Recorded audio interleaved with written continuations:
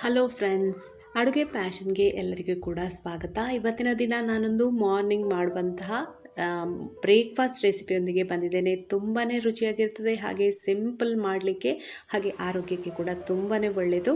Instant idli ಅಂತ ಹೇಳ್ಬೋದು. ರಾಗಿ ಹುಡಿಯಿಂದ ಇಡ್ಲಿಯನ್ನು ಮಾಡ್ತಾ ಇದ್ದೇನೆ.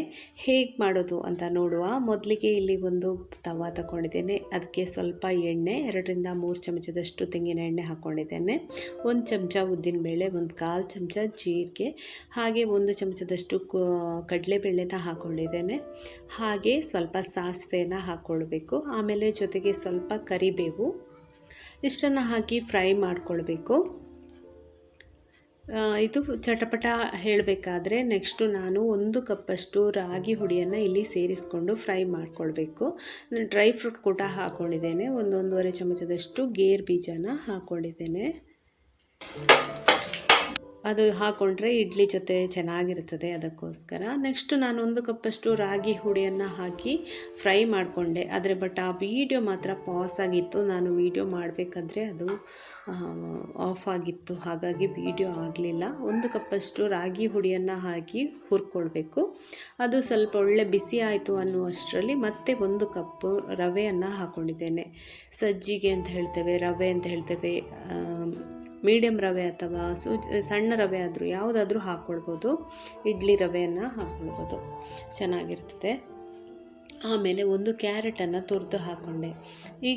ಈಗಲೇ ಇನ್ಸ್ಟಂಟಾಗಿ ನೀವು ಮಾಡೋದು ಅಂತಾದರೆ ಹೀಗೆ ಹಸಿ ತರಕಾರಿನ ಸೇರಿಸ್ಕೊಳ್ಬೋದು. ಅಥವಾ ನೀವು ಇದನ್ನು ಸ್ಟೋರ್ ಮಾಡಿ ಇಟ್ಕೊಳ್ಳೋದಂದರೆ ಹಾಗೇ ಸ್ಟೋರ್ ಮಾಡಿ ಇಟ್ಕೊಳ್ಬೋದು. ಎಷ್ಟು ಬೇಕು ನಿಮಗೆ ಹುಡಿ ಅಷ್ಟನ್ನು ಸೇರಿಸ್ಕೊಂಡು ಕಲಸ್ಕೊಳ್ಬೋದು. ಈಗ ಇದು ಕಂಪ್ಲೀಟಾಗಿ ತಣ್ಣಗಾಗಲಿ.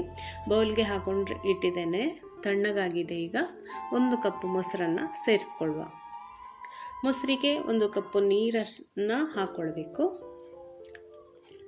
ನೀರು ಹಾಕಿ ಚೆನ್ನಾಗಿ ಮಿಕ್ಸ್ ಮಾಡಿಕೊಳ್ಬೇಕು. ಹಾಗೆ ರುಚಿಗೆ ಎಷ್ಟು ಬೇಕು ಅಷ್ಟು ಉಪ್ಪು ಕೂಡ ಸೇರಿಸ್ಕೊಳ್ಬೇಕು. ಜೊತೆಗೆ ಚಿಟಿಕೆಯಷ್ಟು ಸೋಡದ ಹುಡಿ ಹಾಕೋದ್ರಿಂದ, ಇನ್ಸ್ಟಂಟಾಗಿ ನಾವು ಮಾಡೋದ್ರಿಂದ ಸೋಡದ ಹುಡಿಯನ್ನು ಸೇರಿಸ್ಕೊಳ್ಬೇಕಾಗ್ತದೆ.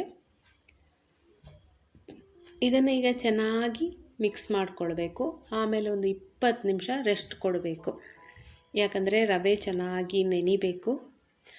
ನೀರನ್ನು, ಮೊಸರನ್ನು ಎಲ್ಲ ಹೀರ್ಕೊಳ್ಳುತ್ತೆ ರವೆ. ನೋಡಿ, ಚೆನ್ನಾಗಿ ಮಿಕ್ಸ್ ಮಾಡಿ ಆಯಿತು. ಈಗ 20 ನಿಮಿಷ ರೆಸ್ಟ್ ಮಾಡುವ. 20 ನಿಮಿಷದ ನಂತರ ನೋಡಿ ಹಿಟ್ಟು ಎಷ್ಟು ಗಟ್ಟಿಯಾಗಿದೆ ಅಂತ. ಯಾಕೆಂದರೆ ರವೆ, ಮೊಸರು ಮತ್ತು ನೀರನ್ನು ಹೀರ್ಕೊಂಡಿದೆ, ಚೆನ್ನಾಗಿ ನೆಂದಿದೆ. ಈಗ ಇದರ ಇಡ್ಲಿ ಕನ್ಸಿಸ್ಟೆನ್ಸಿ ಸರಿ ಮಾಡಲಿಕ್ಕೆ ಎಷ್ಟು ಬೇಕು, ಒಂದು ಅರ್ಧ ಗ್ಲಾಸಷ್ಟು ನೀರನ್ನು ಹಾಕಿ ಚೆನ್ನಾಗಿ ಮಿಕ್ಸ್ ಮಾಡ್ಕೊಳ್ಳೋದು. ನೋಡಿ, ಈಗ ಇಡ್ಲಿ ಕನ್ಸಿಸ್ಟೆನ್ಸಿ ಈ ರೀತಿ ಇರಬೇಕು ಹಿಟ್ಟು. ಇದನ್ನು ನಾವಿನ್ನು ಇಡ್ಲಿ ತಟ್ಟೆಗೆ ಹಾಕಿ ಇಡ್ಲಿನ ಬೇಯಿಸ್ಕೊಳ್ಳುವ.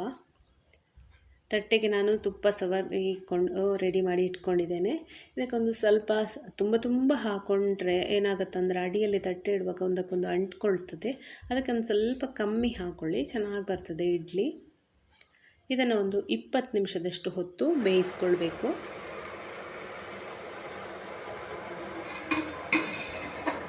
20 ನಿಮಿಷದ ನಂತರ ನಮಗೆ ರುಚಿಯಾದಂತಹ ಬೆಳಗಿನ ತಿಂಡಿ, ಮಾರ್ನಿಂಗ್ ಬ್ರೇಕ್ಫಾಸ್ಟ್ ರೆಡಿ ಆಗುತ್ತೆ. ಇದು ಈಗ ತುಂಬ ಬಿಸಿ ಇದೆ. ಸ್ವಲ್ಪ ತಣ್ಣಗಾದ್ಮೇಲೆ ಇದನ್ನು ತೆಗೆದು ತೋರಿಸ್ತೇನೆ. ಫ್ರೆಂಡ್ಸ್, ನೀವು ಈ ಚಾನಲನ್ನು ಫಸ್ಟ್ ಟೈಮ್ ನೋಡೋದು, ಈ ವಿಡಿಯೋನ ಫಸ್ಟ್ ಟೈಮ್ ನೋಡೋದು ಅಂತಾದರೆ ಖಂಡಿತ ಚಾನಲನ್ನು ಸಬ್ಸ್ಕ್ರೈಬ್ ಮಾಡಿ. ಡೈಲಿ ನಿಮಗೆ ಒಂದೊಂದು ಒಳ್ಳೆ ರೀತಿಯಂತಹ ಕ್ವಿಕ್ಕಾಗಿ ಮಾಡುವಂತಹ ರೆಸಿಪಿಗಳನ್ನೇ ನಾನು ಹಾಕ್ತಾ ಇರ್ತೇನೆ. ತುಂಬ ಕಷ್ಟದ ರೆಸಿಪಿ ಎಲ್ಲ ಅದು ಮಾಡ್ತಾ ಇಲ್ಲ. ಯಾಕೆಂದರೆ ನಾನು ವರ್ಕಿಂಗ್ ಆದ ಕಾರಣ ವರ್ಕಿಂಗ್ ಆಗಬೇಕು, ಜೊತೆಗೆ ವಿಡಿಯೋ ಎಡಿಟಿಂಗ್ ಎಲ್ಲನೂ ನನಗೆ ತುಂಬ ಕಷ್ಟದ ರೆಸಿಪಿಗಳನ್ನು, ಲಾಂಗ್ ಟೈಮು ಹಿಡಿಯುವಂಥ ರೆಸಿಪಿಗಳನ್ನು ಮಾಡ್ತಿಲ್ಲ. ಹಾಗೆ ವರ್ಕಿಂಗ್ ಲೇಡೀಸ್ಗೆಲ್ಲ ಈಸಿ ಆಗುವ ಹಾಗೆಯೇ ಕ್ವಿಕ್ಕಾಗಿ ಮಾಡುವಂತಹ ರೆಸಿಪಿಗಳನ್ನೇ ನಾನು ಜಾಸ್ತಿ ಮಾಡ್ತಾ ಇರ್ತೇನೆ. ಇದನ್ನು ಈಗ ಸರ್ವ್ ಮಾಡಿಕೊಳ್ಳುವ. ನೋಡಿ, ರುಚಿಯಾದ ಇಡ್ಲಿ ರೆಡಿ ಆಯಿತು. ತುಂಬಾ ಹೆಲ್ದಿ ಹಾಗೆ ರುಚಿಯಾದ ಇನ್ಸ್ಟಂಟ್ ಮಾರ್ನಿಂಗ್ ಬ್ರೇಕ್ಫಾಸ್ಟ್. ಫ್ರೆಂಡ್ಸ್, ನಿಮಗೆ ಈ ವಿಡಿಯೋ ಇಷ್ಟ ಆದರೆ ಖಂಡಿತ ಲೈಕ್ ಮಾಡಿ, ಹಾಗೆಯೇ ಶೇರ್ ಮಾಡಿ. ನೀವು ನಿಮ್ಮನೇಲಿ ಮಾಡಿ ನಿಮಗೆ ಹೇಗೆ ಬಂತು ಅನ್ನೋದನ್ನು ತಿಳಿಸ್ಲಿಕ್ಕೆ ಮರಿಬೇಡಿ. ಹೀಗೆಯೇ ರುಚಿಯಾದ ರೆಸಿಪಿಯೊಂದಿಗೆ ನಾನು ಮತ್ತೆ ಬರ್ತೇನೆ. ಅಲ್ಲಿಯವರೆಗೆ ನಮಸ್ಕಾರ, bye bye, take care. Thank you so much.